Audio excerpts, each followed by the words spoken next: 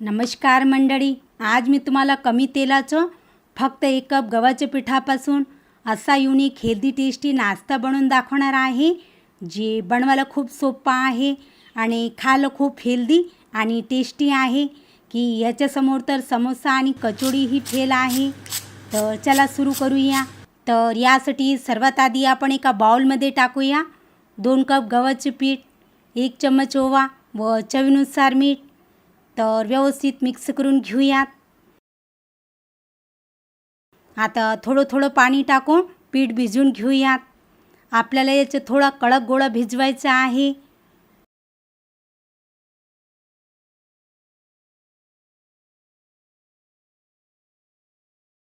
तर आपण याचा असा सख्त गोळा भिजवून घेतला आहे। तर याला झाकून 5 मिनिटं रेस्ट होऊ द्यायचं। तर चला तोपर्यंत आपण याच्यासाठी स्टफिंग तयार करून घेऊयात।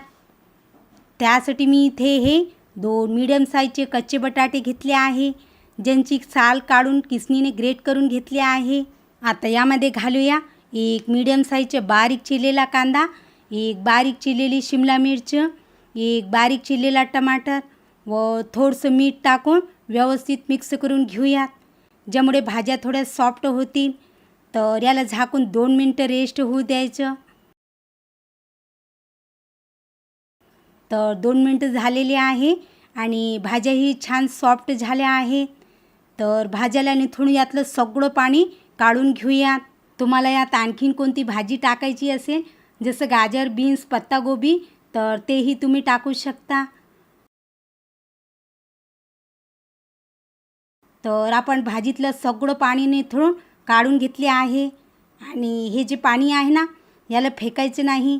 हा खूप न्यूट्रिशियन्स असते। तुम्ही वाटल्यास तर हे पाणी पीठ भिजवण्यासाठी किंवा कढी बनवण्यासाठी वापरू शकता। आता यामध्ये घालूया 1 चम्मच जिरं, 1 बारीक चिरलेली हिरवी मिरच, 1 चम्मच रेड चिली फ्लेक्स।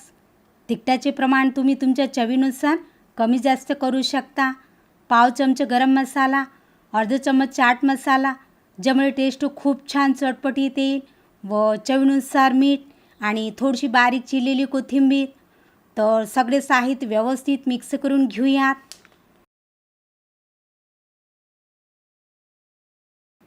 तर आपण सगळे साहित्य व्यवस्थित मिक्स करून घेतले आहे आणि इकडे पीठही छान सेट झाले आहे।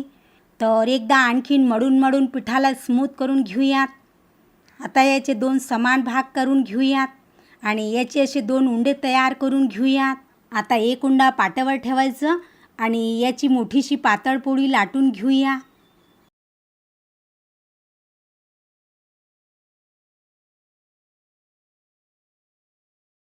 तर आपण अशी मोठीशी पातळ पोळी लाटून घेतली आहे।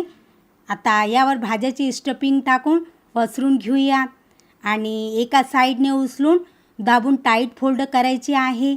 वरून दाबत जायचे, ज्यामुळे भाज्या पोळीला चिटकून जातील। तर दाबून दाबून टाईट रोल करायचा आहे।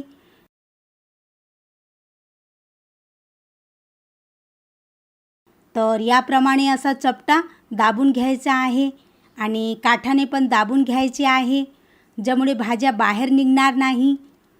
तर आपण याचा असा रोल बनवून घेतला आहे।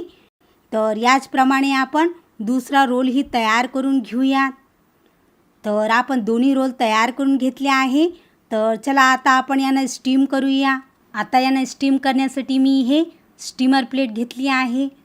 तुम्ही वाटलंस तर छिद्रवाली चाळणीसुद्धा वापरू शकता। तर थोडंसं तेल लावून व्यवस्थित ग्रीस करून घेऊयात। आता प्लेटवर दोन्ही रोल ठेवायचे। तर चला आता आपण यांना स्टीम करूया। तर स्टीम करण्यासाठी मी आधीच कढईमध्ये 2 ग्लास पाणी टाकून गरम करायला ठेवले आहे। तर सावधगिरीने प्लेटला कढईच्या मधोमध ठेवूया आणि लीड लावून 7 ते 8 मिनिट मीडियम फ्लेमवर स्टीम होऊ द्यायचं। तर 8 मिनिट झालेले आहे आणि रोलही छान स्टीम झालेले आहे। तर बाहेर काढून घेऊयात। सध्या रोल खूप गरम आहे, तर पूर्णतः थंड करून घेऊयात। तर रोल पूर्णतः थंड झालेले आहे। तर असे मोठे मोठे पीसेसमध्ये कट करून घेऊयात। तुम्हाला जसे लहान मोठे पीसेस करायचे असतील, तुम्ही तसे पीसेस करू शकता।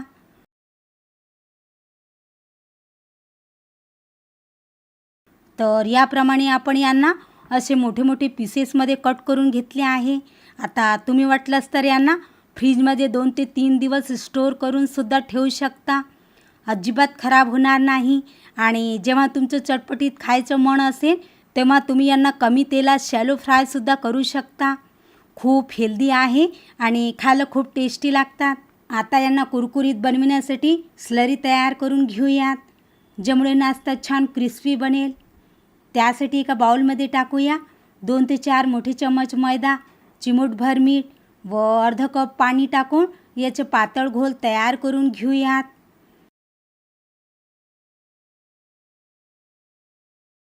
तर आपण याचा असा पातळ घोल तयार करून घेतला आहे. यात गुठळे असायला नको. तर चला पटकन आपण यांना शॅलो फ्राय करूया. त्यासाठी कढईमध्ये 2 ते 4 मोठे चम्मच तेल टाकून गरम करायला ठेवले आहे. तर बस एक रोल घ्यायचं आणि त्याला स्लरीमध्ये छान असं डीप करून तेलात टाकायचं. कढईमध्ये जेवढे पीस बसतील बस तेवढेच टाकायचे आहे. तर यांना परत परत करून मीडियम फ्लेमवर फ्राय करून घेऊयात. मी यांना शॅलो फ्राय करत आहे. तुम्ही वाटलंच तर डीप फ्रायसुद्धा करू शकता. वाव, किती छान रंग आलेला आहे व किती कुरकुरीत क्रिस्पी बनले आहे. तर हळूवार प्लेटमध्ये काढून घेऊयात. खरंच मंडळी, हा नाश्ता खूप हेल्दी आहे आणि कमी तेलात फ्राय होते. तर याचप्रमाणे आपण सारे रोल फ्राय करून घेऊयात.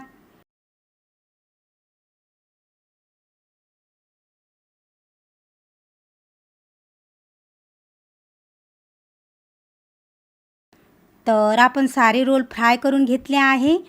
पहा याचे टेक्स्चर, याची लुकिंग किती छान मस्त आलेली आहे. वरून क्रिस्पी आणि आतून सॉफ्ट आहे. खूपच कुरकुरीत क्रिस्पी बनले आहे. तर यांना तुम्ही हिरवी चटणी किंवा टोमॅटो सॉससोबतही खाऊ शकता. तर तुम्ही हा नाश्ता एकदा नक्कीच ट्राय करा.